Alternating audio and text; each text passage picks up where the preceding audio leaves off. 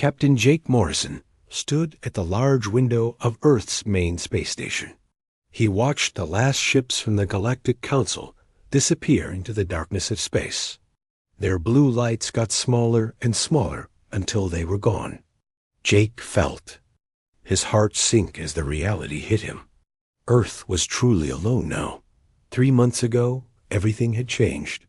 The Galactic Council had been Earth's protector for 5 years. They gave humans new technology, helped them build better cities, and promised safety from the dangerous creatures that lived among the stars. But they wanted something in return. They wanted humans to become peaceful. They wanted all weapons destroyed. They wanted humans to stop being aggressive and follow their rules completely. The human leaders had said no. They told the council that humans needed to defend themselves. They said giving up all weapons was not smart. The council did not like this answer. They called humans a failed species. They said Earth was too violent to join their peaceful galaxy. Ambassador Lisa Carter walked into the room where Jake was standing. Her face looked tired and sad. She had spent 2 years trying to make peace with the council. She had failed. They really did it, Lisa said quietly. They cut off all communication. No more trade deals. No more protection. No more help with anything. Jake turned to look at her. What else did they say? Lisa took a deep breath. They did something worse. They told other alien races that Earth is free to take. They gave them our location. They said any species can come here and take our planet if they want. The news hit Jake like a punch to the stomach. This was not just abandonment. This was a death sentence for the entire human race. Within an hour, all the top leaders on Earth were in an emergency meeting. President Helen Garcia sat at the head of the table. Her face was serious, but calm. General Kate Sullivan spread out papers showing Earth's current military strength. Commander Ryan Brooks had reports from space about alien movement near Earth. How bad is it? President Garcia asked. Commander Brooks cleared his throat. Very bad. Our long-range sensors show 3 different alien fleets moving toward our solar system. The Zephyrians want our water. Intelligence says they need it for their home planet. The Korthic Empire is looking for new slaves. They think humans will make good workers. The Silicon Collective wants our metals and minerals. General Sullivan looked at the numbers on her papers. Without council protection, we have maybe 6 months before the first attack. Our current military is not strong enough to fight even one of these groups. Fighting all 3 is impossible with what we have now. Dr. Peter Walsh, Earth's top scientist, spoke up. We do have some alien technology that we studied over the past 5 years. Maybe we can copy it and make our own weapons. How long would that take? President Garcia asked. If we work day and night, maybe we can have something ready in 4 months. But it will not be as good as what the aliens have. The room went quiet. Everyone knew the situation was hopeless. Earth had a small military, old weapons, and very little experience fighting in space. The aliens had fought wars across the galaxy for thousands of years. President Garcia stood up. We have 2 choices. We can surrender and hope the aliens treat use well, or we can fight and probably die as free humans. General Sullivan smiled for the first time that day. I think I know what humans will choose. President Garcia nodded. Then we fight. Lisa, I need you to contact every nation on Earth. Tell them what happened. Tell them we need everyone to work together. Kate, start preparing our military. Make plans to defend every major city. Ryan, I want you to begin building space defenses around Earth and the Moon. What about me? Dr. Walsh asked. You have the most important job. Take apart every piece of alien technology we have. Learn how it works. Then build us weapons that can hurt them. Over the next few days, the world changed completely. Every country put aside their differences. Old enemies became allies. Every factory that could make weapons started working around the clock. Scientists from every nation shared their knowledge freely. The people of Earth learned the truth about their situation. Instead of panic, something unexpected happened. Humans became angry. They were angry at being abandoned. They were angry at being marked for destruction. They were angry at aliens who thought humans were weak. In China, workers built massive railguns that could shoot metal objects into space at incredible speed. In America, engineers designed new types of missiles that could work in the vacuum of space. In Europe, scientists created better materials for building stronger ships. In Africa, miners worked overtime to get the metals needed for weapons. Captain Jake Morrison was put in charge of building Earth's first real space navy. He had only 6 old ships that were designed for exploration, not fighting, but human engineers began modifying them. They added armor, weapons, and better engines. "These ships are not pretty," Jake told his crew. "They are not as advanced as alien ships, but they are ours. We built them with our own hands. We will fight with them until the end." Meanwhile, Ambassador Lisa Carter worked on a different kind of preparation. She tried to contact other alien species who were not part of the council. She hoped to find allies. Most would not talk to her. A few said they were sorry, but could not help. One species, the Arxians, secretly told her they understood Earth's situation, but could not help openly. As the months passed, Earth's orbital sensors picked up more and more alien ships moving toward their solar system. The Zephyrian fleet was the closest. They would arrive first. Commander Ryan Brooks called an emergency meeting. "The Zephyrians will be here in 2 weeks. Our satellites show they have 50 ships. We have 12 ships that are ready to fight." General Sullivan looked at the numbers. 50 against 12. Those are terrible odds. Dr. Peter Walsh had been quiet during the meeting. Finally, he spoke. "I have been studying the alien ships we captured over the years. I found something interesting. Their weapons are designed to fight other aliens. Most alien species are weaker than humans. They live on planets with less gravity. They have been peaceful for so long that they fight very carefully. They try not to damage too much." "What does that mean?" President Garcia asked. "It means they are not ready for the way humans fight. They expect their enemies to surrender when the battle looks hopeless. They expect rules in war. They expect mercy." Jake Morrison smiled grimly. "Humans don't fight that way." "Exactly," Dr. Walsh said. "We fight until we win or until we die. We break rules if we need to. We sacrifice ourselves for others. I don't think the galaxy is ready for that." The meeting ended with final preparations. Earth's small fleet moved into position around the outer edge of the solar system. Ground-based weapons were aimed at the sky. Every human settlement had emergency plans. President Garcia made one last speech to the world. "In 2 days, we will face our first test. The aliens think we are weak because we are alone. They think we will be easy to defeat because we are primitive. They are wrong. We are not weak. We are angry. We are not primitive. We are creative. We are not alone. We have each other."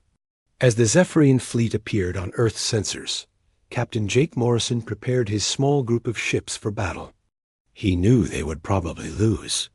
But he also knew something the aliens did not. Humans had been fighting each other for thousands of years.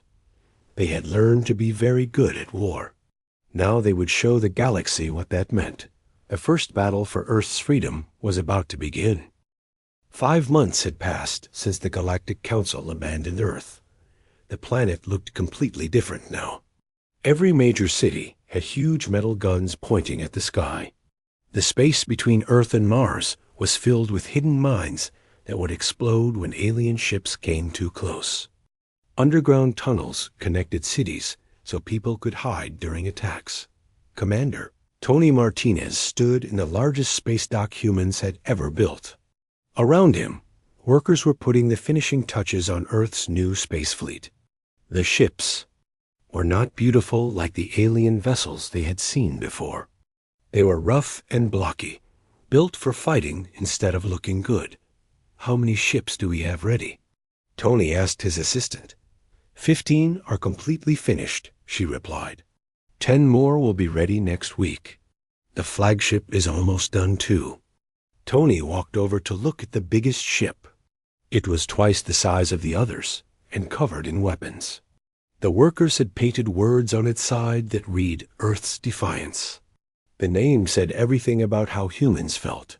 These ships were made from materials found on Earth and in the asteroid belt. Human engineers had taken apart every piece of alien technology they could find. They copied what worked and threw away what did not. The result was ships that were simpler than alien vessels, but much tougher. Dr. Amy Rodriguez was working in her laboratory when she made the discovery that would change everything. She had been trying to make weapons that could break through alien shields. Most alien weapons were designed to be clean and precise. They were meant to disable enemy ships without destroying them completely. "Commander Martinez, you need to see this," Amy called out over the communication system. Tony rushed to her lab. Amy was standing next to a strange-looking weapon that was much larger than anything he had seen before. "What is it?" Tony asked. "I'll call it a kinetic penetrator. Instead of using energy like alien weapons, it shoots a piece of metal at incredible speed. The aliens use shields that stop energy weapons, but they cannot stop something physical moving this fast." Amy fired the weapon at a piece of alien armor they had captured. The metal projectile went through the armor like it was paper. "This could work," Tony said with excitement.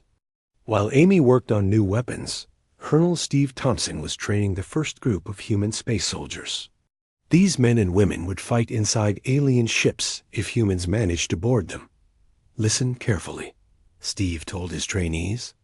"Aliens have been peaceful for thousands of years. Most of them have never seen real combat. They fight with rules and expect their enemies to follow the same rules. We will not follow their rules." The soldiers learned to fight in the zero gravity of space. They learned to use the fact that humans were stronger than most aliens. They learned to be unpredictable and aggressive. Captain Nicole Price was studying alien biology when she discovered something important. She had been examining the bodies of aliens who had died in accidents on Earth over the past few years. "General Sullivan, I have news that will interest you," Nicole said during their weekly meeting. "What did you find?" "Most alien species come from planets with less gravity than Earth. This means they are physically weaker than humans. Their bones are more fragile. Their muscles are not as strong. They get tired faster." General Sullivan leaned forward. "Are you saying we are naturally stronger than they are?"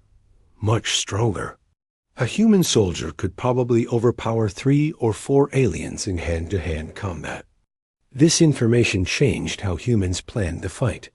Instead of trying to match alien technology, they would use their natural advantages. 2 weeks before the Zephyrian fleet was supposed to arrive, Earth sensors detected something unexpected. A small group of alien ships had entered the solar system early. These were not the main invasion force. They were scouts sent ahead to study Earth's defenses. Captain Jake Morrison was now in command of all human space forces. He made a quick decision. "We attack the scouts before they can report back to the main fleet," he ordered. 6 human ships moved to intercept the alien scouts near Neptune. The aliens were not expecting a fight. They thought humans were too primitive to detect them so far from Earth. The battle lasted only 20 minutes. Human ships were slower than alien ships, but they were much more heavily armored.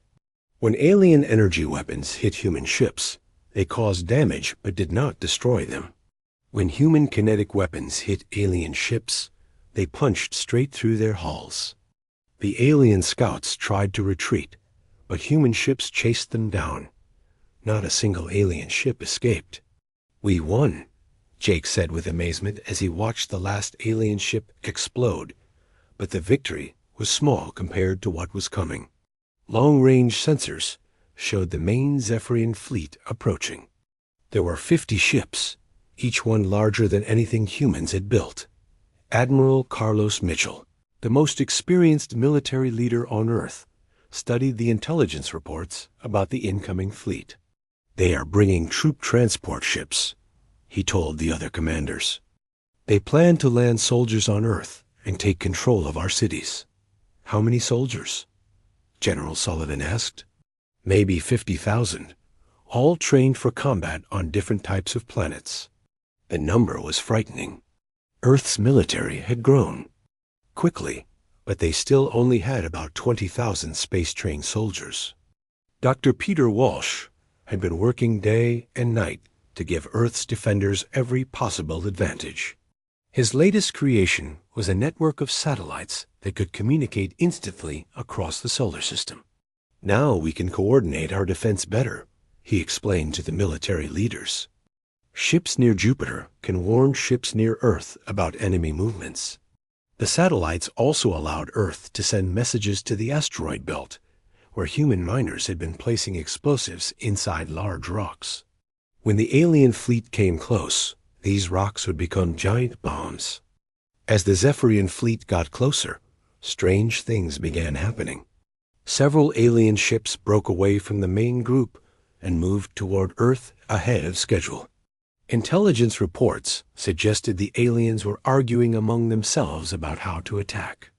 Ambassador Lisa Carter was monitoring alien communications when she discovered why. "They are afraid," she announced to the Emergency Council meeting. "Afraid of what?" President Garcia asked. "Afraid of us." The scout ships were supposed to report that Earth had no real defenses. Instead, those ships never came back. The Zephyrian commanders are now wondering if their intelligence about humans was wrong. This was the first sign that Earth's strategy might work. Humans were not trying to fight the aliens in a traditional way. They were trying to make the aliens afraid and confused. Captain Nicole Price suggested taking the psychological warfare even further. "We should let them capture one of our ships," she said, "but we put false information inside it. Make them think we have more ships than we really do." The plan was dangerous, but clever. A human ship would pretend to be damaged and allow itself to be captured. The aliens would find computer files that showed Earth had 100 ships instead of 25. 3 days before the main Zephyrian fleet reached Earth, the plan was put into action. Captain Alex Foster volunteered to command the ship that would be captured. His crew filled the ship's computers with fake information about Earth's military strength. The Zephyrians took the bait. They captured the ship and brought it aboard their command vessel. When they studied the information, their commanders became even more worried, that unknown to the humans. The Zephyrian fleet commander sent a message back to his home planet, asking for more ships. He was no longer confident that 50 ships would be enough to conquer Earth. But it was too late to wait for reinforcements. The Zephyrian fleet had traveled too far to turn back now. They would have to attack with what they had. On Earth, final preparations were complete. Every human ship was ready for battle. Ground-based weapons were loaded and aimed. Soldiers were in position. The trap was set. Captain Jake Morrison stood on the bridge of Earth's Defiance and watched the alien fleet approach on his sensors. In a few hours, humanity would face its first real test. They were about to show the galaxy that abandoning Earth had been the biggest mistake the Galactic Council had ever made. The Zephyrian invasion fleet came out of hyperspace like a storm of metal and light. 50 massive ships appeared at the edge of the solar system, their hulls gleaming silver in the distant sunlight. Each ship was 3 times larger than the biggest human vessel. Their weapons could destroy entire cities with single shots. Fleet Commander Jake Morrison watched from the bridge of Earth's Defiance as the alien armada formed into perfect battle lines. The Zephyrians moved like they had done this 1,000 times before. Their ships took positions with mathematical precision. Everything about them showed centuries of military experience. All human ships. This is Morrison. Jake spoke into his communication device. Remember what we practiced. We do not fight like they expect. We fight like humans. The alien fleet commander sent a message to Earth. His voice was cold and mechanical when translated by human computers. Humans of planet Earth, you will surrender immediately. Your resistance against the scouts was noted, but meaningless. We have 50 ships. You have 25. Surrender now, and some of you will be allowed to live as workers. President Garcia was listening from Earth's command center. She picked up the communication device and answered. This is President Garcia of Earth.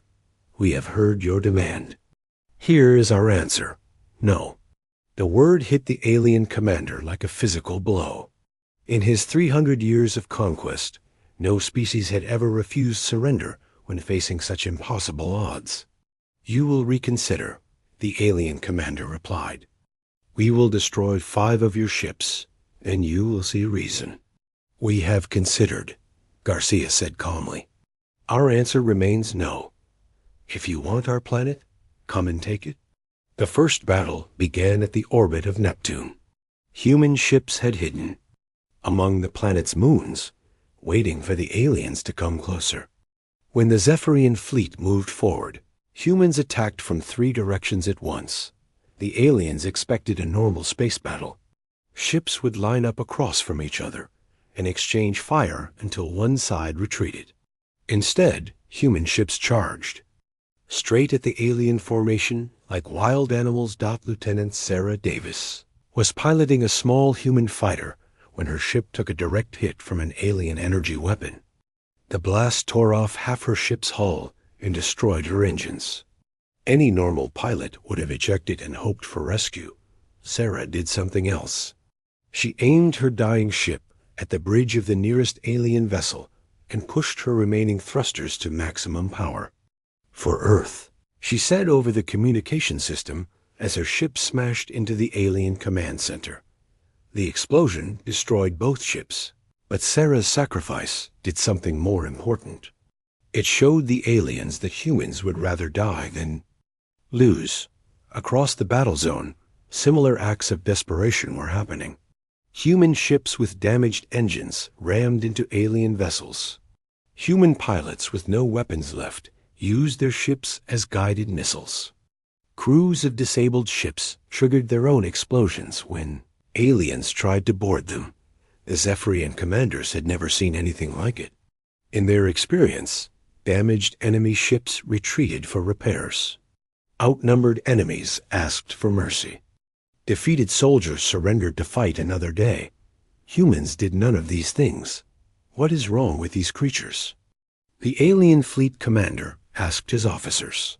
They fight like they are insane. On the surface of Earth, the battle was equally brutal. Some alien ships had broken through the orbital defense and dropped troops in major cities. The Zephyrian soldiers were well trained and had superior weapons. What they did not have was knowledge of human determination. Sergeant Mike Torres was defending New York City with a mixed group of soldiers and civilians. The aliens had landed in Central Park and were advancing toward the financial district. Their energy weapons could kill a human with one shot, and their armor protected them from most human bullets. But Mike had studied the intelligence reports about alien biology. He knew they were weaker than humans in close combat. Wait until they get close, Mike told his people. Let them think they're winning. Then we hit them hard and fast. The aliens moved through the streets in perfect formation, just like they had been trained. They expected humans to fight at long range with guns, keeping distance like civilized soldiers. Instead, humans appeared from sewers, rooftops, and buildings. They attacked with knives, clubs, and their bare hands. The superior alien technology meant nothing when a 200-pound human tackled a 100-pound alien soldier. The street fighting was vicious. Humans used every dirty trick they had learned in thousands of years of war. They set traps, used the city itself as a weapon, and showed no mercy to invaders. Dr. Jennifer White was monitoring alien communications from her base under Washington, D.C. What she heard made her smile for the first time in months. The aliens are panicking, she reported to General Sullivan. They are sending messages to each other, asking for advice. They keep saying they do not understand human tactics. One intercepted message was particularly revealing. A Zephyrian ground commander was requesting immediate evacuation, saying his troops were suffering terrible losses to primitive creatures who fight without honor or reason. The tide of battle turned when Captain Alex Foster's engineering team accomplished something impossible. They had been captured along with their ship, just as planned. But instead of simply planting false information, they had sabotaged the alien command vessel from the inside. "Morrison, this is Foster," came a crackling voice over the communication system. "We have taken control of the Zephyrian flagship, uploading their battle plans and communication codes now." Suddenly, human forces could hear every alien message. They knew where each alien ship was going and what they planned to do. The advantage of surprise shifted completely to Earth's side. Jake Morrison used this information to coordinate devastating attacks on the alien fleet. Human ships appeared where aliens least expected them. Ground forces knew exactly where enemy troops would land, but the most important discovery came from the alien computers themselves. The Zephyrian invasion was not just about conquering Earth. They were running out of water on their home planet and desperately needed Earth's oceans to survive. They are more afraid than we are, Jake realized. If they fail here, their entire species might die. This knowledge changed everything. Humans were not just fighting for their freedom. They were fighting an enemy who could not afford to lose. The battle reached its climax when the alien fleet commander made a final desperate move. He ordered all remaining ships to focus their fire on Earth itself, trying to destroy human cities from orbit.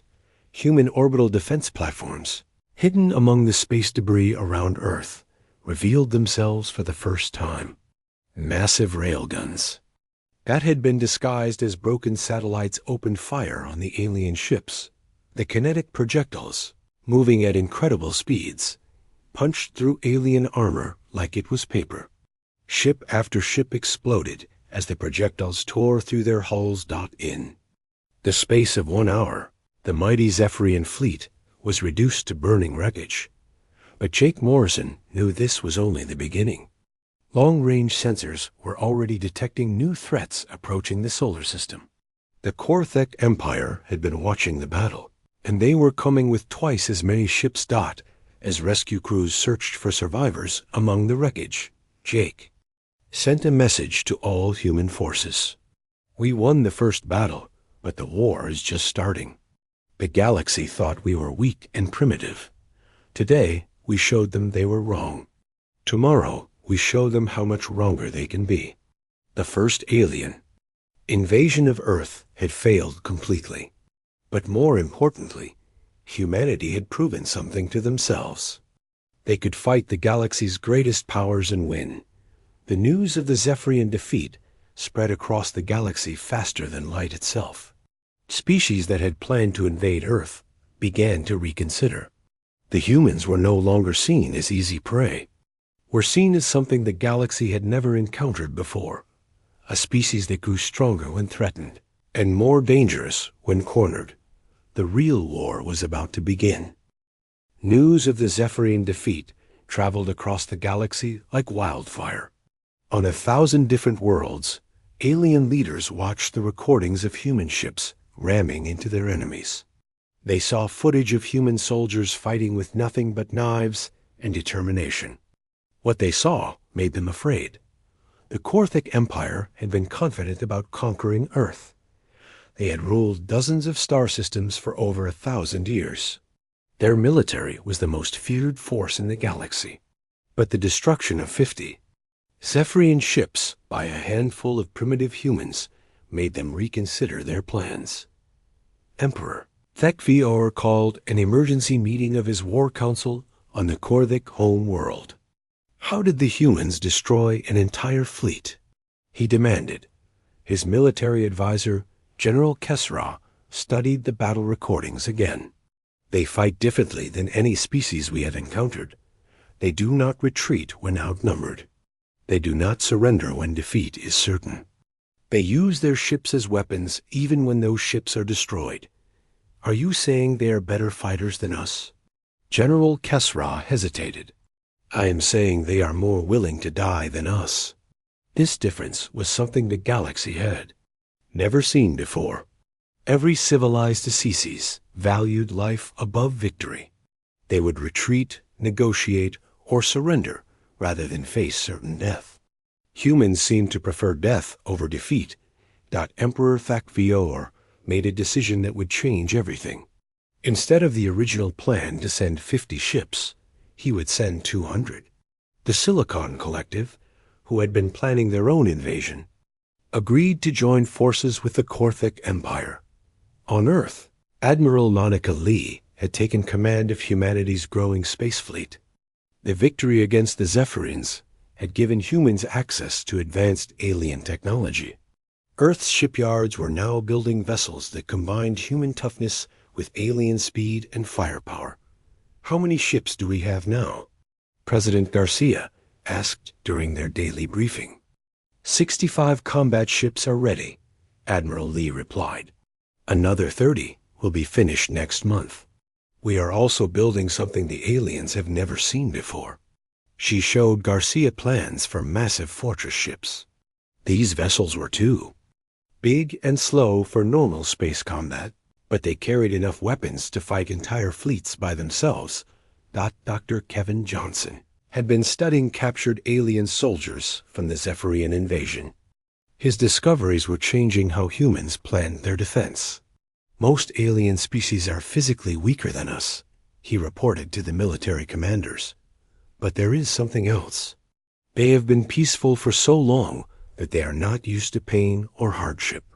A minor injury that would barely slow down a human soldier can disable an alien warrior. This information led to new types of weapons. Instead of trying to kill aliens instantly, humans developed weapons that caused pain and confusion. Non-lethal, but effective weapons that could disable large numbers of enemy soldiers. Colonel Brian Adams was leading humanity's first offensive operations. Instead of waiting for aliens to attack Earth, human forces were now striking at enemy bases throughout the galaxy. We hit their supply lines, Brian explained to his team. We destroy their fuel depots. We make them afraid to leave their home. Systems. His first target was a Korthak mining station in a system 12 light years from Earth.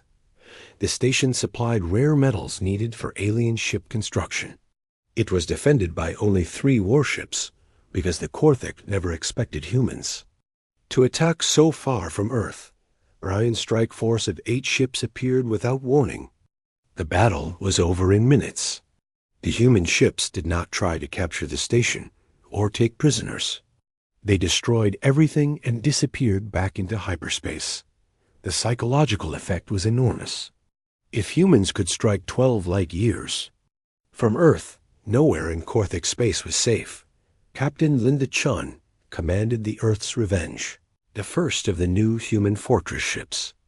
Her vessel was the size of a small city and carried enough firepower to level a planet.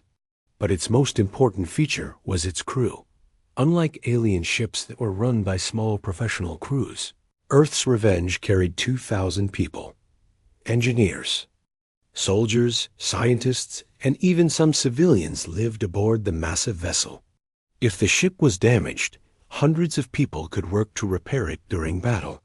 Aliens think of their ships as tools, Linda explained to her officers. We think of our ships as homes. We will fight harder to defend our homes than they will fight to protect their tools. The fortress ship concept proved its worth when Earth's Revenge encountered a Korthek patrol fleet near Jupiter. 5 alien ships surrounded the single human vessel. Confident they could destroy it easily, the aliens fired their most powerful weapons at the human ship. The attacks caused damage, but Earth's Revenge kept fighting. Its thick armor absorbed shots that would have destroyed normal vessels. Its repair crews fixed damage, even while under fire. When the human ship fired back, the results were devastating. Its main guns could punch through any known armor. One by one, the Korthek ships were destroyed, but the real breakthrough came when Dr. Susan Wright's intelligence team cracked the alien communication network. Humans could now listen to every message sent between alien fleets. "They are scared," Susan reported to Admiral Lee. "The Korthek commanders are requesting more ships for their invasion. They know about our fortress ships, and they are worried." The intercepted messages revealed something else. The Silicon Collective was having second thoughts about joining the invasion. Their leaders were questioning whether conquering Earth was worth the cost. Ambassador Robert Taylor, who had replaced Lisa Carter as Earth's main diplomat, decided to take advantage of this uncertainty. He sent a message directly to the Silicon Collective leadership. "We know you are planning to attack us," the message said. "We also know you are having doubts. Here is our offer. Stay out of this war, and we will not attack your territory. Join our enemies, and we will show you the same mercy we showed the Zephyrians." The threat was clear. The Zephyrian fleet had been completely destroyed. Not a single ship had escaped. 3 days later, the Silicon Collective announced they were withdrawing from the alliance with the Korthek Empire. They would not participate in the invasion of Earth. This decision enraged Emperor HFY War, but it also left him in a difficult position. His invasion fleet was already moving toward Earth, but now he would face the humans alone. The Korthek armada that finally reached the solar system was the largest invasion force in galactic history. 300 ships arranged in battle formations that stretched across millions of miles of space. Each ship carried weapons that could crack planets and armor that had never been penetrated. But as they approached Earth, the Korthek commanders noticed something strange. There were no human ships visible. Earth's orbital defenses seemed quiet. Long-range sensors detected only a few dozen human vessels scattered throughout the solar system. "Where are they?" General Kesra asked from the bridge of the Korthek flagship. His question was answered when human ships began appearing everywhere at once. They came out of hiding spots among asteroids, behind moons, and inside artificial debris fields. Earth's entire fleet had been waiting in ambush positions throughout the solar system. But the biggest surprise came when Captain Tony Martinez's Deep Space Fleet attacked the Korthek home system at the exact same moment. While the alien invasion force was attacking Earth, human ships were destroying Korthek cities. The alien commanders faced an impossible choice: continue the attack on Earth while their own people were being slaughtered, or retreat to defend their homeworld. Emperor HFY chose to split his forces. Half would continue attacking Earth, while half returned home. It was exactly the mistake Admiral Ley had hoped he would make. Fighting half the Korthek fleet was much easier than fighting the whole thing. Human fortress ships engaged the aliens in brutal close combat, while smaller human vessels used hit-and-run tactics. The battle raged for 3 days. Unlike the quick victory against the Zephyrians, this fight was long and costly. Humans lost 20 ships and thousands of soldiers. But when it ended, the Korthek invasion force was destroyed. More importantly, the attacks on Korthek territory had shown the galaxy something new. Humans were not just defending their home world. They were expanding outward, claiming territory, and building bases throughout nearby star systems. Ambassador Lisa Carter returned to Earth with a message from the Galactic Council. The Council was offering to negotiate new terms for Earth's membership. President Garcia's response shocked the galaxy once again. "We are no longer interested in joining the Galactic Council," she announced. "We are forming our own alliance. Any species that wants freedom from Council control is welcome to join us." The offer was directed at the dozens of species that had grown tired of Council bureaucracy and restrictions. For the first time in galactic history, there was an alternative to Council membership. The first species to accept was the Arxian Republic, whose ambassador secretly met with Captain Tony Martinez on a neutral space station. "Your people fight like legends," the Arxian ambassador said. "We want to learn from you." Tony smiled and shook the alien's hand. "Welcome to the Human Alliance." The final battle began with the largest fleet ever assembled in galactic history. Over 3,000 alien ships from 12 different species surrounded the solar system. They came from every corner of the galaxy, united by one goal: destroy humanity before humans could spread further. The Galactic Council had finally acted. They could no longer pretend that Earth was not their problem. Human victories against the Zephyrians and Korthek Empire had inspired rebellion on dozens of worlds. Species that had been Council members for centuries were now questioning their loyalty. Fleet Admiral Jake Morrison stood on the bridge of the new Earth's Defiance, a fortress ship 3 times larger than the original. Around him, 800 human vessels prepared for what everyone knew would be the final test. "This is it," Jake said to his commanders. "Win here, and humanity becomes a galactic power.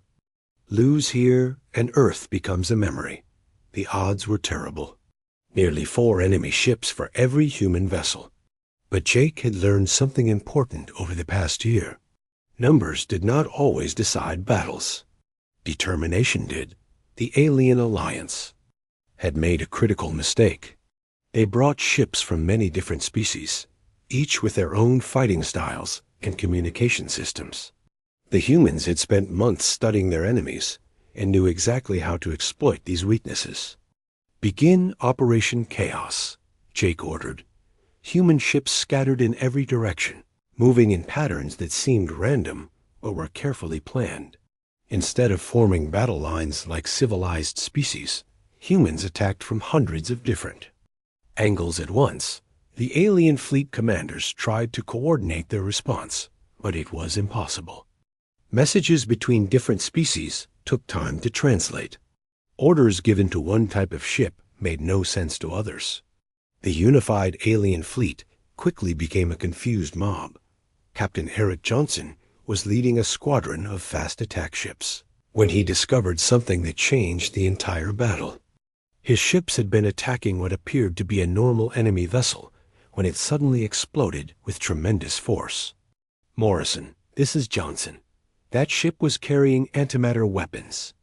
If we can find their ammunition ships and destroy them, we can take out whole sections of their fleet."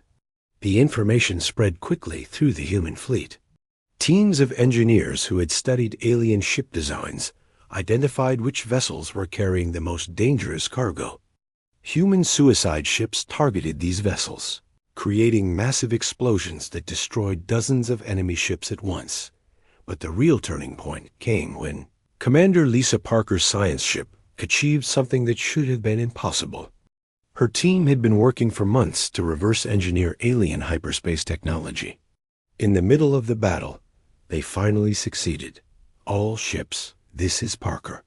We have hyperspace capability.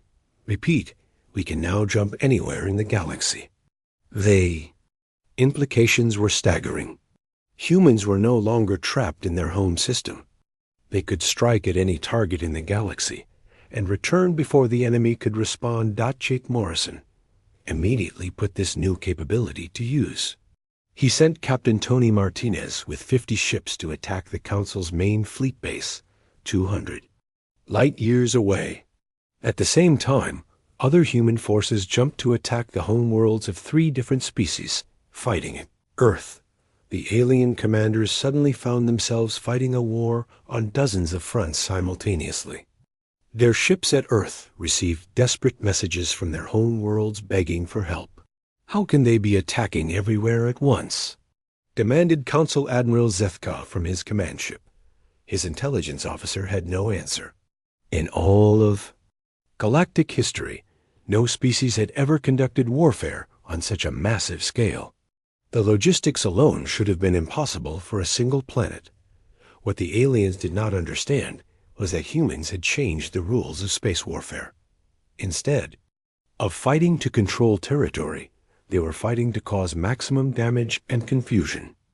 Every human ship was expendable if it could take out a more valuable enemy target, Dr. Susan Wright's intelligence division had intercepted communications that revealed the truth. The alien alliance was falling apart.